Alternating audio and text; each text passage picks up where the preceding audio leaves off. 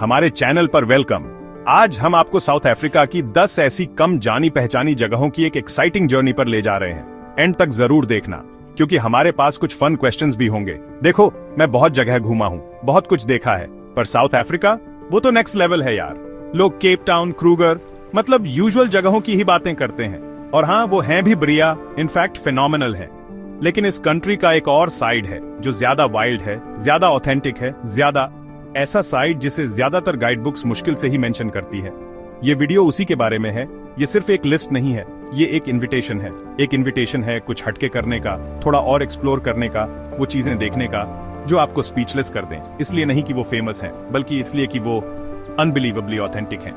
हम बात कर रहे हैं ऐसे नजारों की जो किसी दूसरी दुनिया के लगते हैं, हवाओं में बसे पुराने सीक्रेट्स और ऐसे एडवेंचर्स जो ये वीडियो देखने के बहुत बाद तक आपको याद रहेंगे। मैं रिगो हूँ और मैं ये जगहें आपके साथ शेयर करने के लिए सुपर एक्साइटेड हूँ। ये सब जर्नी के बारे में है, डिस्कवरी के बारे में है, और उस फीलिंग के बारे में है जब आपको कुछ सच में स्पेशल मिलता है। तो सीट बेल्ट्स कस लो, क्योंकि हम अब डीप डाइव करने वाले हैं। हम ऐसी जगहों पर जाएंगे जहां टूरिस्ट बसेस नहीं जाती, जहां साइलेंस की अपनी ही गूंज होती है, और जहां तारे इतने ब्राइट चमकते हैं जितने आपने पहले कभी नहीं देखे होंगे। ये उन एक्सप्लोरर्स के लिए है, उन क्यूरियस लोगों के लिए है जो मानते हैं कि बेस्ट नजारे सबसे मुश्किल चढ़ाई के बाद ही मिलते हैं। अगर ये सुनकर आपको लगता है कि ये आपके लिए है, तो आप बिल्कुल सही जगह पर हैं। चलो शुरू करते हैं। चलो कुछ हिडन जेम्स ढूंढते हैं। ठीक है, तो सबसे पहले सीडरबर्ग माउंटेन्स। ये जगह सिर्फ पत्थरों का ढेर नहीं है, समझे। ये तो जैसे टाइम में पीछे जाने जैसा है, एक जियोलॉजिकल और हिस्टोरिकल अजूबा। इमेजिन करो, ये सैंडस्टोन के बड़े बड़े फॉर्मेशंस जो लाखों सालों से हवा और बारिश से घिसकर बने हैं। इनके शेप्स इतने अजीब हैं जैसे किसी दूसरे प्लेनेट से हों। यहाँ आर्चेस हैं, पिलर्स हैं, ओवरहैंग्स हैं। वुल्फबर्ग आर्च तो सुपर फेमस है, उसे तो देखना बनता ही है। जब तुम इन मुश्किल रास्तों से गुजरते हो, हवा एकदम फ्रेश और प्योर होती है, और तुम्हारे साथ होते हैं सिर्फ ये शांत पुराने जायंट्स। तुम्हें एकदम हम्बल फील होता है, छोटा सा, लेकिन पॉजिटिव वे में, जैसे तुम अपनी डेली रूटीन से कहीं ज्यादा बड़ी चीज से कनेक्ट हो गए हो। इनका साइज बस जबरदस्त है। तुम यहाँ हफ्तों गुजार सकते हो और फिर भी इसका बस छोटा सा हिस्सा ही देख पाओगे। हर कोने में एक नया ब्रेथ टेकिंग व्यू मिलता है। और फिर आता है रॉक आर्ट। यहाँ मामला थोड़ा गहरा हो जाता है। सैन लोग, जो यहाँ के ओरिजिनल निवासी थे, उन्होंने हजारों साल पहले इन चट्टानों पर अपनी स्टोरीज पेंट की थी। हम बात कर रहे हैं हंटर्स, जानवरों और मिस्टिकल सीन्स के डेलिकेट फिगर्स की, जो केव्स में और चट्टानों के ओवरहैंग्स के नीचे छिपी हैं। इन्हें ढूंढना ऐसा है मानो वो हजारों सालों के पार तुमसे बात कर रहे हो। ये सिर्फ आर्ट नहीं है, ये एक डायरेक्ट कनेक्शन है, एक ऐसे कल्चर और लाइफस्टाइल से जो अब लगभग गायब हो चुका है। तुम वहां खड़े होकर इन पेंटिंग्स को देखते हो, और तुम्हें उन लोगों की प्रेजेंस लगभग फील हो सकती है जिन्होंने इन्हें बनाया था। ये बहुत पावरफुल इमोशनल एहसास है, एक क्लियर रिमाइंडर कि यह जमीन कितने लंबे टाइम से ह्यूमैनिटी का घर रही है। सीरियसली, सीडरबर्ग सिर्फ एक हाइक नहीं है, यह एक ऐसा एक्सपीरियंस है जो तुम्हारे जाने के बहुत बाद भी तुम्हारे साथ रहता है। तो चलो अब चलते हैं ऑग्रेबीज फॉल्स नेशनल पार्क। इसका नाम ओको एरेबिस एक कॉई वर्ड से आया है, जिसका मतलब है बहुत शोवर वाली जगह। और सच में वो मजाक नहीं कर रहे थे। यह सिर्फ एक सुंदर वाटरफॉल नहीं है, यह है ऑरेंज रिवर, अफ्रीका के बड़े रिवर्स में से एक, जो 56 मीटर ऊंचे ग्रेनाइट के खाई में जबरदस्त शोवर के साथ गिरती है। जब रिवर में पानी बढ़ता है तो उसकी ताकत अनबिलीवेबल होती है और थोड़ा डर भी लगता है। पानी की जो फुहार उड़ती है, उससे एक अपनी ही छोटी सी दुनिया बन जाती है, हर तरफ रेनबोज के साथ। व्यूइंग प्लेटफॉर्म से आप फील कर सकते हो कि आपकी चेस्ट वाइब्रेट कर रही है। यह है प्योर और वाइल्ड नेचर अपने रंग में, और यह बहुत ही स्पेक्टेकुलर है। आप वहां खड़े होकर मिलियंस ऑफ लाइटर्स पानी को नीचे खाई में गिरते देखते हो, और तब आपको एहसास होता है उस असली पावर का जो हमारे प्लेनेट को शेप देती है। लेकिन ऑग्रेबीज सिर्फ वाटरफॉल ही नहीं है, भले ही वो ऑसम है। आसपास का लैंडस्केप एकदम सुनसान है, ऑलमोस्ट जैसे मून पर आ गए हों। ये ड्राई है, रॉकी है, और बिल्कुल किसी साइंस फिक्शन मूवी का सीन लगता है। यहाँ कोकरबूम नाम के पेड़ हैं, अजीब प्लांट्स जैसे कैक्टस, और अगर आप लकी हुए तो ब्लैक राइनोज भी दिख सकते हैं। यह जगह गजब के कंट्रास्ट वाली है। एक तरफ फॉल्स का तेज शोवर, और दूसरी तरफ डेजर्ट का गहरा और अकेला सा साइलेंस। मून रॉक जैसे व्यू पॉइंट्स को एक्सप्लोर करने पर आपको ऐसे पैनोरामिक व्यूज मिलते हैं कि इस शानदार और सूखे लैंडस्केप को देखकर सांस रुक जाए। यह एक ऐसी जगह है जो आपको सिखाती है कि ब्यूटी सबसे डिफिकल्ट और अनएक्सपेक्टेड जगहों पर भी मिल सकती है। यह नेचर कितनी स्ट्रांग है उसका सबूत है। तो अब बात करते हैं वाइल्ड कोस्ट की। नाम से ही सब पता चल जाता है ना? ईस्टर्न केप का ये कोस्ट वाला हिस्सा सच में वाइल्ड है। जरा सोचो, इंडियन ओशन में डूबती हुई बड़ी बड़ी चट्टानें, एकदम साफ सुथरे और खाली बीचेस जहां सिर्फ आपके पैरों के निशान हो, और हरी भरी घुमावदार पहाड़ियां जो ट्रेडिशनल एक्सोसा गांवों से भरी हो। ये कोई टिपिकल सजा सजाया टूरिस्ट स्पॉट नहीं है, ये तो एकदम रॉ और वाइल्ड ब्यूटी है जो आपको खींच लेती है। यहाँ लहरें बहुत स्ट्रांग होती हैं, समंदर किनारे को लगातार बदलता रहता है और आपको ऐसा फील होता है जैसे आप दुनिया के अंत में हो। ये जगह है लंबी वॉक्स के लिए, शांति से सोचने के लिए और नेचर के साथ उसके सबसे बेसिक रूप में गहरा कनेक्शन फील करने के लिए। लेकिन वाइल्ड कोस्ट सिर्फ अमेजिंग नजारों से कहीं ज्यादा है। ये एक कल्चरल हार्ट है। ये एक्सोसा लोगों का ट्रेडिशनल घर है और आपको पहाड़ियों पर उनके कलरफुल रॉन्डावेल हट्स बिखरे हुए दिखेंगे। यहाँ आप जीने के एक ऐसे तरीके से कनेक्ट कर सकते हैं जो जमीन और समंदर से बहुत जुड़ा हुआ है। आप गांवों के बीच वॉक कर सकते हैं, शायद खाना शेयर करें, कहानियां सुने। ये एक मौका है अपने खुद के एक्सपीरियंस से बाहर निकलकर दुनिया को दूसरी नजरों से देखने का। कॉफी बे जैसी जगहें, होल इन द वॉल, ये सिर्फ जियोग्राफिकल स्पॉट्स नहीं है, ये लोकल कहानियों से भरे हैं और आपको ऐसा फील कराते हैं जैसे वहां वक्त थम गया हो। ये साउथ अफ्रीका का एक ऐसा हिस्सा है जो सुपर ऑथेंटिक लगता है और जिसे मॉडर्न दुनिया की भागदौड़ ने छुआ नहीं है। गोल्डन गेट, सन किस्ड क्लिफ्स और हाईलैंड वाइल्ड लाइफ। ठीक है, अब थोड़ा गियर बदलते हैं। अब हम चलते हैं inland golden gate highlands national park की तरफ। और जब मैं गोल्डन कहता हूं तो मेरा मतलब है, ये जगह फेमस है अपनी विशाल सैंडस्टोन क्लिफ्स के लिए, खासकर ब्रांडवैक बटरेस जो लिटरली चमकता है इन अमेजिंग गोल्डन, ओकर और ऑरेंज रंगों में, खासकर सनराइज और सनसेट के टाइम। ये तो जैसे नेचर का अपना आर्ट पीस हो। पार्क में ड्राइव करते हुए या उससे भी बढ़िया इसके कई ट्रेल्स में से किसी एक पर हाइकिंग करते हुए आप हमेशा इन शानदार फॉर्मेशन से घिरे रहते हैं। यहाँ लाइट कुछ मैजिकल करती है, पूरे दिन लैंडस्केप का मूड और कलर बदलता रहता है। ये किसी फोटोग्राफर का ड्रीम है, लेकिन अपनी आंखों से भी देखो तो यह एक अनफॉरगेटेबल नजारा है। अपनी इंप्रेसिव जियोलॉजी के अलावा गोल्डन गेट वाइल्ड लाइफ के लिए एक सेफ हेवन है। यहाँ आप मलूटी माउंटेन्स के ऊपर होते हैं और यहाँ के ग्रासलैंड्स घर हैं ब्लैक विल्डेबीस्ट, ब्लेसबॉक के झुंडों का, ईलैंड्स, स्प्रिंग बॉक्स और ज़ीब्रास का। आपको शायद ही कभी ऊपर उड़ता हुआ रेयर बियर्डेड वल्चर भी दिख जाए। ये क्रूगर नहीं है तो हर कोने पर बिग 5 देखने की उम्मीद मत करना। लेकिन यहाँ वाइल्ड लाइफ स्पॉटिंग थोड़ी सब्टल है। यहाँ हाई एल्टीट्यूड के यूनिक इकोसिस्टम को अप्रिशिएट करने की बात है। हवा एकदम प्योर है, व्यूज बहुत वाइड हैं और इतनी वाइड और ओपन स्पेस में होने से एक पीस वाली फीलिंग आती है। ये जगह है गहरी सांस लेने की और बस हाईलैंड्स की शान में डूब जाने की। बावियांस क्लूफ, यानी कि बीस्ट के पेट में वाइल्डरनेस। अच्छा, तो जो लोग ज्यादा एडवेंचर्स हैं, चलिए मैं आपको मिलवाता हूं बावियांस क्लूफ वाइल्डरनेस एरिया से। ये जगह कमजोर दिल वालों के लिए नहीं है। हम बात कर रहे हैं एक बहुत बड़े, ऊबड़ खाबड़ और दूर दराज पहाड़ी वैली की। और हाँ, ये यूनेस्को वर्ल्ड हेरिटेज साइट भी है। यह साउथ अफ्रीका के सबसे बड़े वाइल्डरनेस एरियाज में से एक है और इसे पार करने के लिए अक्सर एक अच्छी 4x4 गाड़ी और ढेर सारी हिम्मत चाहिए होती है। यहाँ का रास्ता अपने आप में एक एडवेंचर है, जिसमें कई बार नदी पार करनी पड़ती है। ऊंचे ऊंचे पहाड़ी दर्रे हैं और चट्टानों को काट कर बनाए गए तंग रास्ते हैं। यह चैलेंजिंग है, एक्साइटिंग है और अगर आप में हिम्मत है तो यकीन मानिए ये इसके काबिल है। यहाँ बिल्कुल अकेले होने का एहसास बहुत गहरा होता है। बात सिर्फ एक मुश्किल रास्ते को फतेह करने की नहीं है, बल्कि असली जंगली नेचर में पूरी तरह डूब जाने की है। बावियांस क्लूफ, जिसका मतलब है बबून्स की वैली, बायोडाइवर्सिटी से भरपूर है। यहाँ आपको मिलेंगी शानदार चट्टानों की बनावटें, पहाड़ों में क्रिस्टल क्लियर पूल जो धूल भरी जर्नी के बाद नहाने के लिए एकदम परफेक्ट हैं, और कमाल की फ्लोरा जिसमें हजारों साल पुराने साइकैड्स भी शामिल हैं। यहाँ एक्सप्लोर करने के लिए केव्स हैं, हाइकिंग ट्रेल्स हैं जो आपको शानदार व्यू पॉइंट्स तक ले जाते हैं और वैसी शांति जो आपको सिर्फ घने जंगली नेचर के बीच ही मिलती है। ये जगह है शोबर शराबे से कट ऑन ऑफ होने और किसी आदिम चीज से रिकनेक्ट करने के लिए। अगर आप एक ऐसा एडवेंचर ढूंढ रहे हैं जो आपको चैलेंज भी करे और उतना ही रिवॉर्ड भी दे, तो बावियांस क्लूफ आपको बुला रहा है। टंकवा कारू, रेगिस्तान के सपने और तारों का जहान। अब चलो एक ऐसी जगह चलते हैं जो रूखी खूबसूरती को रिडिफाइन करता है। टंकवा कारू नेशनल पार्क। ये है असली रेगिस्तान दोस्तों। बड़े बड़े सूखे मैदान जो दूर पहाड़ों तक फैले हैं, गर्मी से धुंधले। पहली नजर में ये खाली लग सकता है, लगभग सुनसान। लेकिन अगर तुम थोड़ा टाइम यहाँ बिताओ, अपनी आंखों को एडजस्ट होने दो, तो तुम्हें कारू का छुपा हुआ जादू दिखने लगेगा।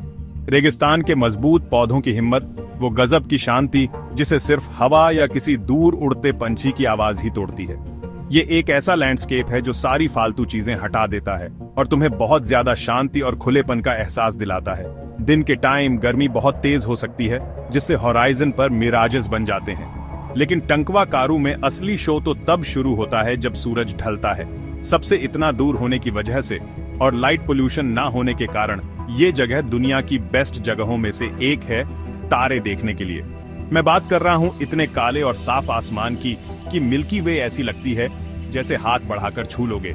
तुम्हें कॉन्स्टलेशंस और प्लैनेट्स इतनी साफाई से दिखेंगे जैसे तुमने पहले कभी नहीं देखे होंगे। ये तुम्हें खुद के छोटे होने का एहसास कराता है, बहुत इंप्रेसिव है और तुम्हें यूनिवर्स में अपनी जगह के बारे में सोचने पर मजबूर कर देता है। यहाँ कैंप करना तारों की इस विशाल चादर के नीचे लगभग एक स्पिरिचुअल एक्सपीरियंस है। ये तुम्हें याद दिलाता है कि हमारी छोटी सी दुनिया के पार सब कुछ कितना बड़ा है और ये एक ऐसी चीज है जिसे तुम कभी नहीं भूलोगे। हॉग्सबैक मिस्टिकल जंगलों में टॉल्किन की सरगोशियां। एक फेरी टेल में एंटर करने के लिए रेडी हो जाओ क्योंकि हमारा नेक्स्ट स्टॉप है हॉग्सबैक। ये छोटा सा गांव जो एमेथोल पहाड़ों के ऊपर छिपा हुआ है, धुंध और मैजिक में लिपटा हुआ है। ये अपने नेटिव एफ्रो माउंटेन जंगलों के लिए फेमस है जो इनक्रेडिबली घने और हरे भरे हैं और देश के सबसे पुराने जंगलों में से एक हैं। इन जंगलों में वॉक करना ऐसा है जैसे किसी दूसरी दुनिया में आ गए हों। बहुत पुराने पेड़ जो मॉस और लाइकन से ढके हुए हैं, सनलाइट जो घने पत्तों की कैनोपी से फिल्टर होकर आती है और छुपे हुए स्ट्रीम्स और वाटरफॉल्स की आवाज। यहाँ एक ऐसा मिस्टिकल माहौल है जिसे डिनाई नहीं किया जा सकता, एक ऐसा चार्म जिसे डिस्क्राइब करना मुश्किल है पर फील करना आसान। इसमें कोई हैरानी की बात नहीं कि ये जगह फोल्कलोर और लेजेंड्स से भरी हुई है। और लेजेंड्स की बात करें तो ऐसा माना जाता है कि हॉग्सबैक ने J.R.R. टोल्किन को इंस्पायर किया था, जो the Lord of the rings के ऑथर हैं और जिनका जन्म साउथ अफ्रीका में हुआ था। हालांकि इस बात पर डिबेट है, पर जब आप इन पुराने जंगलों में घूमते हैं, मैडोना एंड चाइल्ड वाटरफॉल या स्वॉलोटेल फॉल्स जैसे झरनों के पास से गुजरते हैं, तो ये समझना आसान है कि कैसे इन्होंने इतनी फैंटास्टिक इमेजिनेशन को जगाया होगा। यहाँ द एज जैसे नाम वाले व्यू पॉइंट्स हैं, जहाँ से नीचे की वैलीज के ब्रेथ टेकिंग व्यूज मिलते हैं। ये जगह पीसफुल वॉक्स के लिए, अपने ख्यालों में खो जाने के लिए और अपनी इमेजिनेशन को उड़ान देने के लिए है। हॉग्सबैक एक छोटा सा मैजिकल कोना है, एक रिमाइंडर कि दुनिया में आज भी ऐसी जगहें हैं जहां वंडर एग्जिस्ट करता है। और अब कुछ सच में स्पेक्टेकुलर, एक ऐसा फिनोमिनन जो एक डेजर्ट को पेंटर के कैनवस में बदल देता है। नमक्वालैंड, स्प्रिंग में। साल के ज्यादातर टाइम नॉर्दर्न केप का यह रीजन सूखा सेमी डेजर्ट रहता है, एकदम हार्ड लैंडस्केप। लेकिन जब अगस्त और सितंबर आते हैं, विंटर की बारिश के बाद कुछ चमत्कारी होता है। जो जमीन सूखी दिखती है वो वाइल्ड फूलों की चादर में एक्सप्लोड हो जाती है, जो जहां तक नजर जाए वहां तक फैली होती है। हम बात कर रहे हैं मिलियंस, प्रोबेबली बिलियंस डेजीज, वीजीज की और अनगिनत दूसरी स्पीसीज की, जो वाइब्रेंट ऑरेंजेस, येलोज, पर्पल्स और व्हाइट्स का एक कलाइडोस्कोप बनाती है। यह नेचर के सबसे इनक्रेडिबल नजारों में से एक है, एक फ्लोरल पैराडाइज। यह ट्रांसफॉर्मेशन देखना एक ऐसा एक्सपीरियंस है जो आप भूलेंगे नहीं। इन फ्लावर रूट्स पर ड्राइव करना, रुककर उनके बीच घूमना, इतनी ज्यादा सुंदरता है कि आपकी सांसें थम जाएं। इसका बड़ा साइज तो माइंड ब्लोइंग है। हर वैली, हर हिलसाइड, कलर्स और स्पीसीज का एक डिफरेंट कॉम्बिनेशन ऑफर करती है। यह एक ऐसा नजारा है जो कम समय तक रहता है, जो बारिश पर डिपेंड करता है, और यही बात इसे और भी स्पेशल बनाती है। बहुत सारे फोटोग्राफर्स यहाँ आते हैं ऑफ कोर्स, लेकिन अगर आप सिर्फ इसे देखने के लिए भी वहां हैं, तो इन फूलों के एक्सप्लोजन की वाइटैलिटी और स्ट्रेंथ एक ऐसे एनवायरनमेंट में जो नॉर्मली हार्ड होता है, बहुत एक्साइटिंग है। यह नेचर की इनक्रेडिबल कैपेसिटी का सबूत है कि वह कैसे सरप्राइज और वाव कर सकती है, एक असली छुपा हुआ खजाना। तो तैयार हो जाओ एक ऐसे सफर के लिए जो तुम्हारी सांसें रोक देगा। स्वार्टबर्ग पास। यह सिर्फ एक रोड नहीं है, यह इंजीनियरिंग का एक कमाल है और साउथ अफ्रीका के कुछ सबसे शानदार पहाड़ी नजारों के बीच से गुजरता एक सफर है। ग्रेट कारू और लिटिल कारू को कनेक्ट करता हुआ ये ग्रेवल पास ऊपर की तरफ घूमता हुआ शानदार स्वार्टबर्ग माउंटेन रेंज के ऊपर से जाता है। नजारे बिल्कुल एपिक हैं, हर हेयरपिन बेंड पर बदलते रहते हैं। आप नीचे गहरी वादियों में देखते हो, ऊंचे नीचे पहाड़ों के पार, और ये सब इतना विशाल है कि बस पूछो मत। ये एक स्लो ड्राइव है, कुछ हद तक क्योंकि आपको धीरे चलाना पड़ता है, और कुछ हद तक क्योंकि आप हर थोड़ी देर में रुककर इस खूबसूरती को महसूस करना चाहोगे। जो चीज स्वार्टबर्ग पास को और भी ज्यादा फैसिनेटिंग बनाती है वो हैं रोड के कुछ हिस्सों पर बने पुराने ड्राई स्टोन वॉल्स। इन्हें लेट 19th सेंचुरी में कैदियों ने बनाया था, हाथ के काम का एक जबरदस्त नमूना। आप इसकी कारीगरी देख सकते हो, इतनी मुश्किल जमीन पर यह रास्ता बनाने में कितनी मेहनत लगी होगी। ये पास्ट से जुड़ा एक रियल कनेक्शन है, इंसानी समझदारी और हिम्मत की याद दिलाता है जो इन दूर दराज के इलाकों को खोलने में लगी। ये पास खुद थॉमस बेन की निशानी है, वो मशहूर रोड इंजीनियर। इस पर ड्राइव करना ऐसा लगता है जैसे आप हिस्ट्री में सफर कर रहे हो, और साथ ही आपको रॉ और पावरफुल नेचर घेरे रहती है। ये एक थ्रिलिंग एक्सपीरियंस है और आपको हम्बल भी फील कराता है। और आखिर में हमारा last hidden gem, Richtersveld transfrontier park. ये जगह तो एकदम आउट ऑफ दिस वर्ल्ड लगती है। ये साउथ अफ्रीका के एकदम नॉर्थ वेस्ट में नामीबिया के बॉर्डर पर एक डेजर्ट और माउंटेनस लैंडस्केप है। इमेजिन करो सूखे रगेड पहाड़, सूरज की गर्मी से तपते हुए बड़े बड़े मैदान और ऑरेंज रिवर जो एक ग्रीन रिबन की तरह बहती है। ये सबसे टफ एनवायरनमेंट्स में से एक है जो आप इमेजिन कर सकते हो, लेकिन ये यूनिक लाइफ से भरा हुआ है। यहाँ आइसोलेशन और एकदम वाइल्ड अनटच्ड नेचर की फीलिंग बहुत डीप है। ये एक ऐसी जगह है जो रिस्पेक्ट मांगती है, और जो यहाँ वेंचर करते हैं उन्हें असली आइसोलेशन और ब्यूटी का एक्सपीरियंस मिलता है। ये कोई नॉर्मल पार्क नहीं है, ये एक एडवेंचर है। यहाँ की फ्लोरा बहुत स्पेशल है। ये सक्यूलेंट करू बायोम का पार्ट है, एक एरिया जहाँ जबरदस्त बायोडाइवर्सिटी है। आपको कुछ स्ट्रेंज दिखने वाले प्लांट्स मिलेंगे, जैसे हाफ मेन्स ट्री, जिसका मतलब है आधा इंसान, जो नॉर्थ की तरफ झुके हुए इंसान जैसा दिखता है, और iconic quiver trees. In plants ने एक्सट्रीम हीट और सूखे में सर्वाइव करने के लिए अमेजिंग तरीकों से खुद को अडेप्ट किया है। ये लाइफ की स्ट्रेंथ का सबूत है। ओके, तो इस एपिक ट्रिप को एंड करने से पहले, जैसा हमने प्रॉमिस किया था, इस अमेजिंग कंट्री के बारे में कुछ ट्रिविया क्वेश्चंस। पहला, साउथ अफ्रीका की 3 ऑफिशियल कैपिटल्स कौन सी हैं? और दूसरा, साउथ अफ्रीका काफी बिग एनिमल्स के लिए फेमस है। क्या आप दुनिया का सबसे बड़ा बर्ड, सबसे बड़ा लैंड मैमल और सबसे टॉलेस्ट एनिमल का नाम बता सकते हैं जो सब यहां मिलते हैं? आंसर सोच कर रखना। तो ये लो, साउथ अफ्रीका के 10 ऐसे कम जाने पहचाने प्लेसेस जो सच में तुम्हारे टाइम, एफर्ट और एडवेंचर की चाहत के लायक हैं। पुराने पहाड़ों से लेकर गरजते हुए वाटरफॉल्स तक, जादुई जंगलों और रेगिस्तान में खिलने वाले फूलों तक, इस कंट्री में हमेशा कुछ और ऑफर करने के लिए होता है।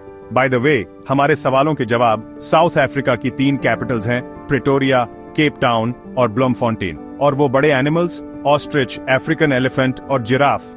उम्मीद है तुमने सही गेस किया होगा।